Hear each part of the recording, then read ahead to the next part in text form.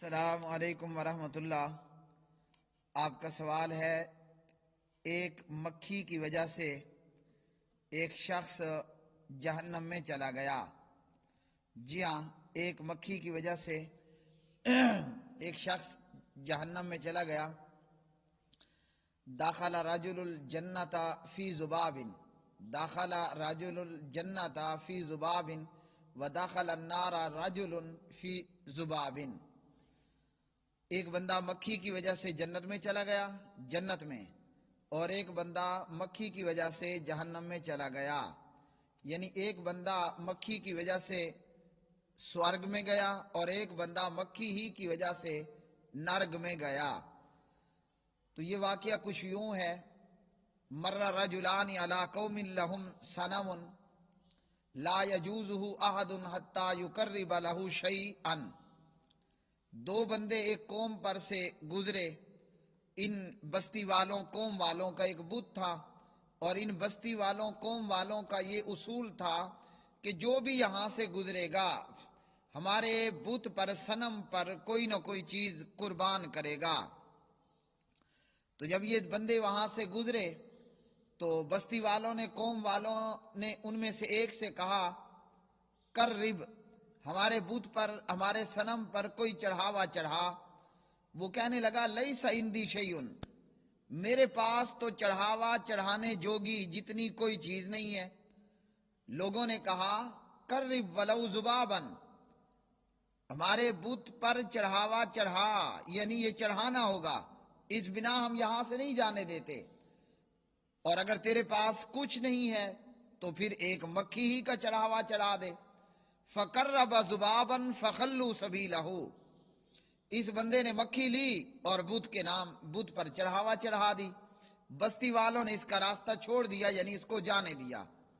قَالَ فَدَخَلَ النَّارَ، فرمایا یہ بندہ جہنم میں گیا، یعنی بت کے نام پر مکھی کا چڑھاوا چڑھانے پر یہ بندہ جہنم میں چلا گیا۔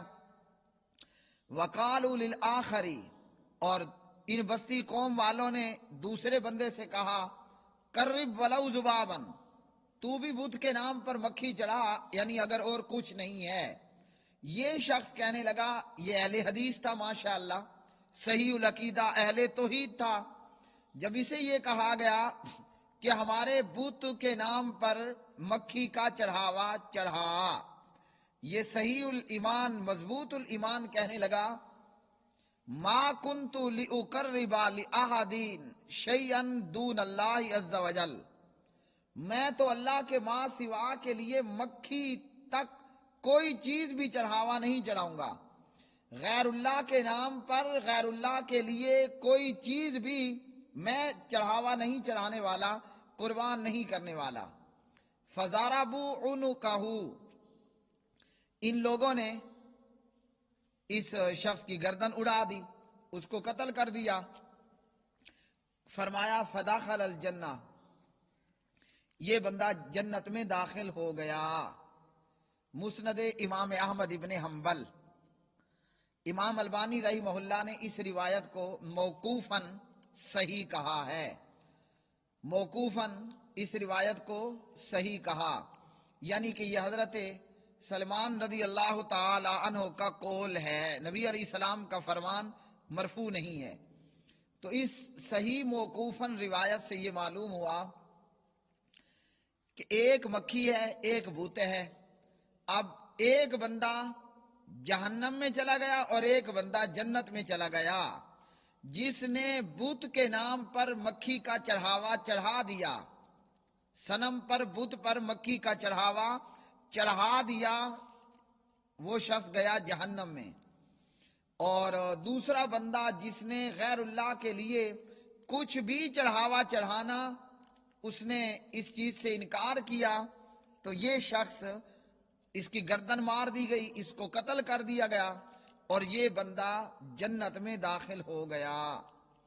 تو بھائیو بہنوں، ہمیں اس سے یہ سبق ملا، یہ درس ملا، یہ نصیحت ملی کہ غیر اللہ کے نام پر کچھ بھی قربان نہیں کرنا، جو کرنا ہے اللہ نام پر کرنا ہے، غیر اللہ کے نام پر چڑھاوے چڑھانا یہ حرام ہے، یہ شرک ہے، اور ایسا بندہ اگر اسی حالت میں مر گیا تو سیدھا جہنم میں گیا۔ اور جس نے غیر اللہ کے نام پر کچھ بھی چڑھانے سے انکار کر دیا اور وہ قتل کر دیا جاتا ہے تو وہ بندہ جنتی ہے۔ یہاں سامعین و سامعات یہ بھی یاد رکھیں، اگر کوئی بندہ مجبور کر دیا جاتا ہے، اس کا دل اس بات پر تیار نہیں ہے، یہ محمد الرسول اللہ صلی اللہ علیہ وسلم کی شریعت میں، اگر اس کا دل کفر پر تیار نہیں، مجبوراً اس کی گردن پہ تلوار اور پسٹل رکھ کر اس سے کوئی کام کروایا جاتا ہے، جبکہ اس کا دل ایمان کے ساتھ مطمئن ہو۔ جس کا دل ایمان پر مطمئن ہو اور مجبور کر دیا گیا ہو تو وہ پھر کافر مشرک نہیں بنے گا۔ من کفر باللہ من بعد ایمانہ الا من اکرہ وقلبہ مطمئن بالایمان ولکن من شرح بالکفر صدرا فعلیہم غضب من اللہ وَلَهُمْ عَذَابٌ عَظِيمٌ۔ سورۃ النحل پارہ نمبر 14 آیت نمبر 106۔ جو شخص اپنے ایمان کے بعد اللہ سے کفر کرے سوائے اس کے کہ جس پر جبر کیا گیا ہو اور اس کا دل ایمان پر مطمئن تھا، لیکن جس نے کفر کے لیے اپنا سینہ کھول دیا یعنی راضی خوشی کفر کیا، ایسے لوگوں پر اللہ کا غضب ہے اور ان کے لیے بہت بڑا عذاب ہے۔ تو اس صحیح موقوفاً روایت سے یہ معلوم ہوا، اگر کسی نے دل کی خوشی کے ساتھ شرک کیا تو ایسا شخص اگر مر گیا شرک کی حالت میں تو داخل النار، وہ جہنم میں گیا۔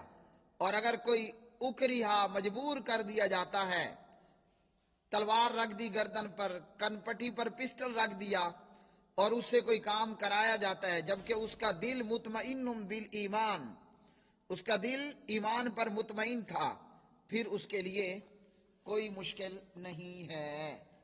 تو ہمیں چاہیے کہ ہم یہ جتنے لوگ درباروں مزاروں مردوں کے نام پر جانور قربان کر رہے ہوتے ہیں، اس حالت میں مرنے والے جہنمی ہیں۔ واللہ اعلم بالصواب۔